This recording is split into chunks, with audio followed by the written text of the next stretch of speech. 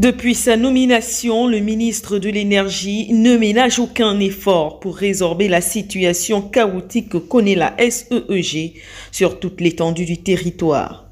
Après Bitam, Oyem et d'autres provinces, ce samedi 8 mars, Séraphin Akouredavin s'est axé sur la province du Moyen-Ogooué, particulièrement à Lambaréné, où une réunion technique s'est tenue, suivie d'une visite des sites. Alors, ces visites ont pour but d'essayer de voir quelles sont les raisons qui nous amènent toutes ces difficultés que nous avons, soit en termes de fourniture d'énergie, soit alors en termes de fourniture d'eau. Nous avons au niveau de Lambaréné l'énergie qui vient à 50% de l'estuaire et les poteaux qui nous amènent cette énergie sont malheureusement vulnérables parce que les accidents, les dérapages, les sorties de route souvent abîment les poteaux et ça entraîne un déficit de fourniture d'énergie à Lambaréné. Une réunion technique de laquelle des pistes d'une possible sortie de crise ont été effleurées.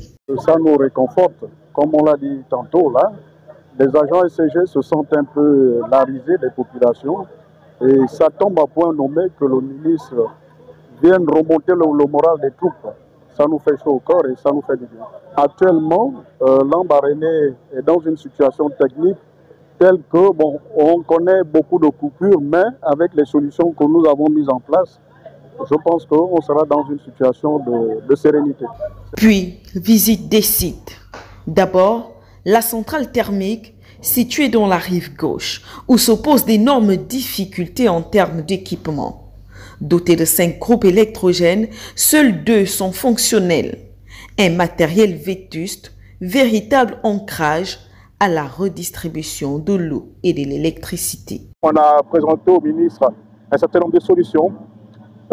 Déjà donc dans les installations actuelles, il faut faire des travaux pour fiabiliser les installations actuelles, optimiser les moyens de production actuels et puis assez rapidement il faut penser à faire des investissements qui vont permettre d'augmenter les capacités de production et donc pouvoir aller donc vers ces zones périphériques.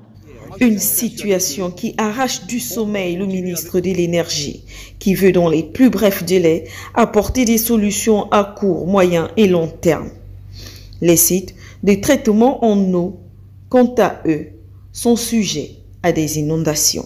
Comme il y a 3 sites principaux à Lambaréné, chaque site puisse avoir sa station de pompage d'eau et améliorer bien sûr la fourniture. La seule difficulté, il faut le dire, il ne faut pas avoir peur de le dire, la plupart des ouvrages que nous avons visités sont déficients. Nous sommes ici à Thiers. Cette station de pompage d'eau souffre des inondations. Et nous savons que les inondations, nous en avons souvent. Et dès que le site est inondé, mais on n'a pas de production d'eau, donc c'est vraiment un souci. Nous allons ensuite visiter les châteaux d'eau. Là aussi, il y a des défaillances techniques, donc il est important que nous mettions un peu de rigueur dans l'exécution et dans le choix des projets que nous retenons.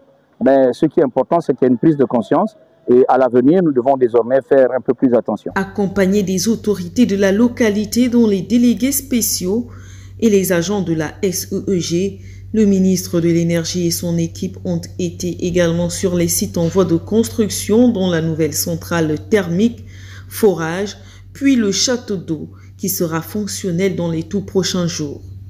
Effet boule de neige à travers le pays, le cas de Lambaréné n'est pas isolé.